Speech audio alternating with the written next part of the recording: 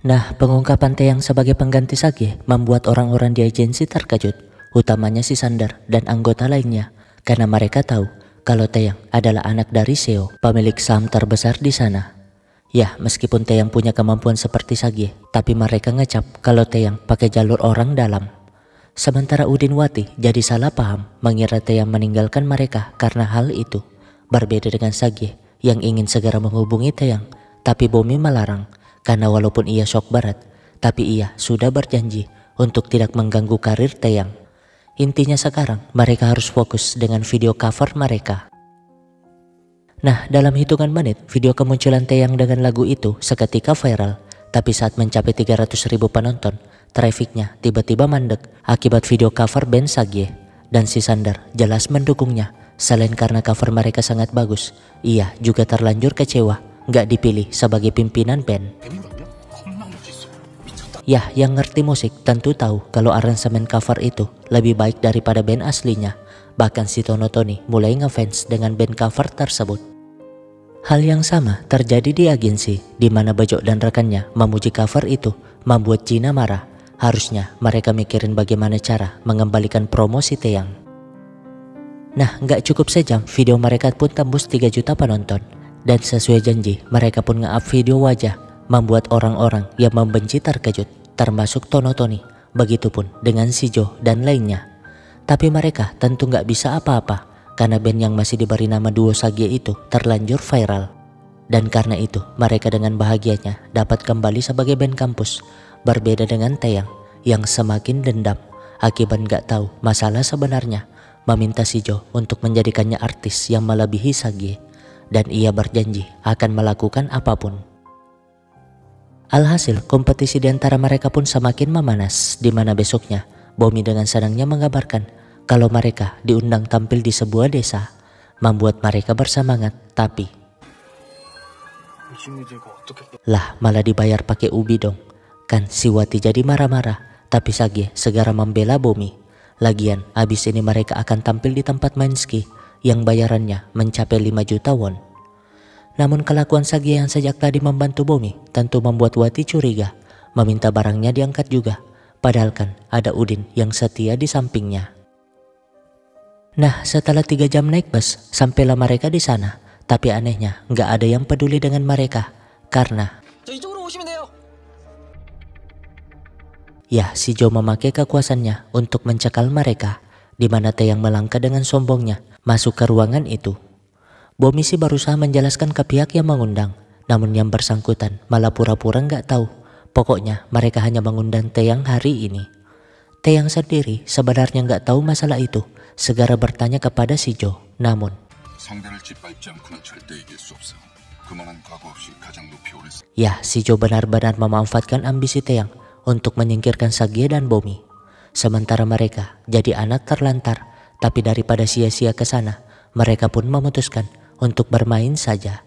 Lagian dari kemarin mereka sibuk mikirin pekerjaan, di mana pemandangan itu membuat Taeyang semakin cemburu. Padahal ia juga ingin berada di sana, tapi mau diapa? Ia harus membuktikan kalau dirinya tuh lebih baik daripada Sage. Di lain sisi, biang kerok dari semua pencekalan itu adalah si Bejo akibat diperintah oleh Shijo. Padahal terlihat jelas kalau Bejo sangat sedih melakukan semua kebusukan itu. Ya, Bejo ahli dalam meretas, di mana Sage tiba-tiba meminta bantuannya. Kalau di web mereka, permintaan palsu terus masuk, sedangkan yang asli dihapus. Sialnya, Shijo merampas ponselnya, lalu membalas kalau masalah itu nggak ada hubungannya dengan Shijo. Bomi sendiri bertanya apakah Sage pernah melihat Aurora yang sangat ingin dilihat ibunya dulu. Membuat Sage terdiam karena ia memang pernah melihatnya pakai mata ibunya Bomi. Dan sekarang ia hanya bisa berjanji untuk membawa Bomi ke sana suatu hari nanti. Bahkan siap membawa kemanapun Bomi ingin pergi. Tapi lah, Wati dan Udin ada-ada aja kelakuannya. Tapi karena itulah mereka bisa bahagia dalam setiap kekecewaan.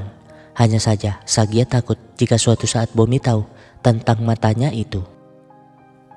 Singkatnya, Shijo semakin pusing, sudah melakukan berbagai cara untuk menghalau media, tapi coveran lagu Sage di YouTube semakin viral. akibat orang-orang lebih suka musik coveran itu. Dan karena nggak mau disalahkan, Gina meminta ayahnya tenang. Toh band itu akan menghilang dengan sendirinya, asalkan nggak pernah diberitakan media. Lagian salah ayahnya sendiri yang mengeluarkan Sagie. Tapi sialnya, Seo mendengar perdebatan itu, di mana ia yang gak mau anaknya tenggelam, akhirnya memutuskan untuk ikut terlibat dalam proyek itu.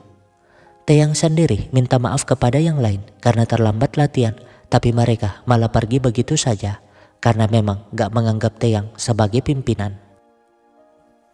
Nah, ketika pulang, Sagie ternyata sudah menunggu, minta maaf tentang coveran lagunya, karena sejak awal ia ingin menjatuhkan si Jo. Jadi ia meminta Taeyang keluar dari agensi itu. Tapi Taeyang malah nggak percaya, menganggap itu hanya akal-akalan si Sagie yang seenaknya menyakiti Bomi lalu kembali melindungi macam orang paling baik. Taeyang bahkan menantang akan menjadikan band Crown sebagai yang terbaik di dunia hingga si Sagie nggak mampu meraihnya.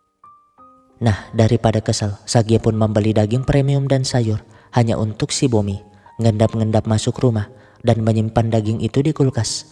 Padahal mereka tahu kalau Sagie menyembunyikan sesuatu, di mana mata si Mami langsung menyala, menyuruh Udin menyiapkan wajan biar dagingnya dimakan bersama.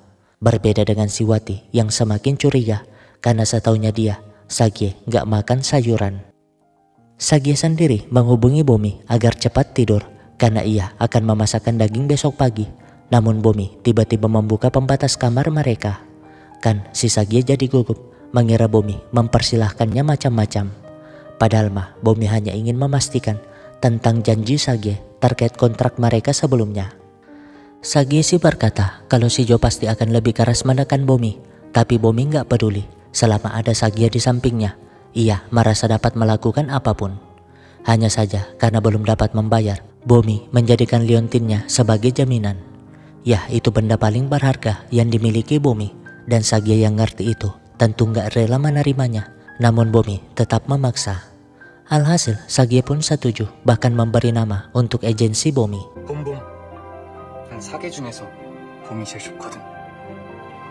Masalahnya, Wati mendengar semua pembicaraan itu. Berbeda dengan mereka yang malah asik menikmati daging curian. Namun kemunculan Wati yang macam orang paling tersakiti membuat mereka bingung. Apalagi Wati tiba-tiba ngembar dagingnya sambil nangis. Kan mereka menganggap Wati kerasukan setan. Namun paginya,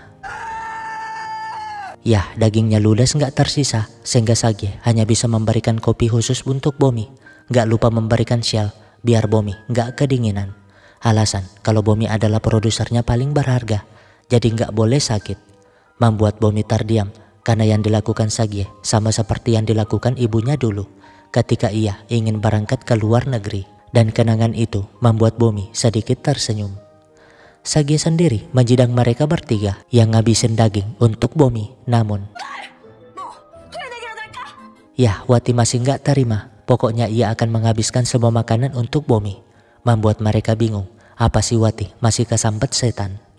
Tapi ngomong-ngomong soal itu, Sagie protes. Harusnya tuh Mami dan Wati membantu Bomi cari uang.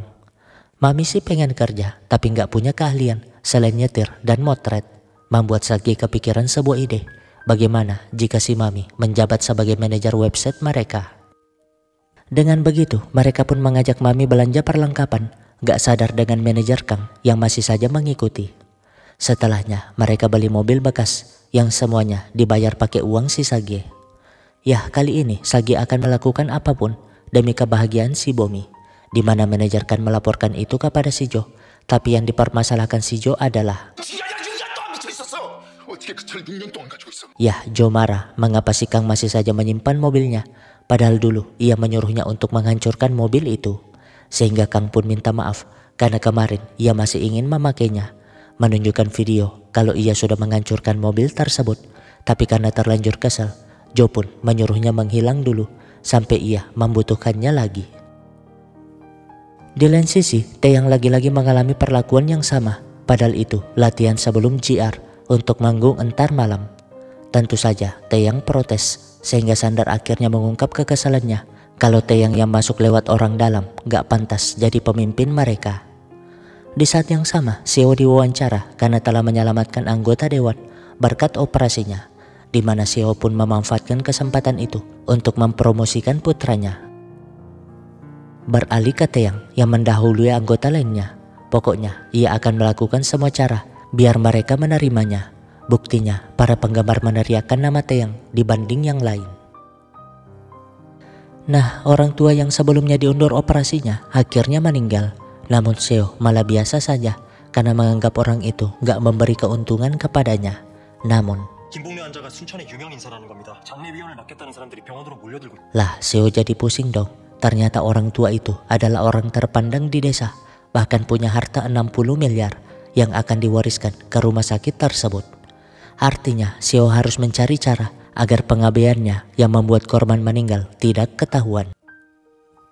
Di saat yang sama, mereka pun melakukan JR, di mana Taeyang tampil dengan sangat hebatnya, bahkan mengeluarkan nada tinggi yang gak kalah dengan Sagie sebelumnya, membuat semuanya terkejut, utamanya si Sandar. Dan ketika selesai, membuat Jina tersenyum, merasa dengan adanya Taeyang, Sagie dan Bomi gak akan mengalahkannya. Bejo sendiri bertugas sebagai koordinator buzzer yang siap merilis dan menyaring artikel untuk mempromosikan Taeyang. Tapi melihat foto Taeyang bersama ayahnya di depan mobil itu, ia jelas tersadar kalau SUV itulah yang Sagie cari. Dan karena gak mau dipecat, ia pun menghapus foto tersebut. Gak berapa lama, Jo memanggilnya, bertanya terkait rencana Sagie, sehingga Bejo menjelaskan kalau ia memang sempat memberikan sisa uang dan sekarang wartawan Han membantu Sagie. Jelas dong si Jo marah. Pokoknya si Bejo harus mengambil uang yang diberikan kepada Sagie bagaimanapun caranya. Tapi ya Bejo tentu gak bisa melakukannya. Bertanya mengapa si Jo sampai setakut itu. Namun Jo alasan kalau ia gak mau band tersebut mengalahkan perusahaan mereka. Jadi demi perusahaan Bejo harus melakukannya. Berjanji akan memberikan jabatan, apartemen hingga saham 5%. Beralih ke Sagie yang menjelaskan kalau band mereka sudah punya jadwal manggung sebulan, membuat mereka semakin bersemangat membersihkan mobil barunya. Berbeda dengan Wati yang masih cemburu, dengan sengaja meminta Bomi ke Tosarba biar gak cepat pulang, sehingga ia dapat jalan bersama Sagie. Tapi tentu saja Sagie menolak, sehingga lah si Wati makin mirip setan dong. Tapi daripada ngamuk terus, Sagie terpaksa mengajaknya jalan. Awalnya Wati sangat bahagia, tapi karena Sagie masih terus menyebut nama Bomi, ia pun ngambek memilih pergi dari sana. Tapi masalahnya adalah seseorang menerobos rumah mereka dan mengambil koper uangnya si Sagie. Sementara Bomi mencari piyama pesanan si Wati, namun Taeyang yang muncul membuatnya terdiam. Bahkan salah satu fans gak sengaja menabraknya. Tentu saja Taeyang segera membantunya. Lalu apa yang akan dilakukan Bomi?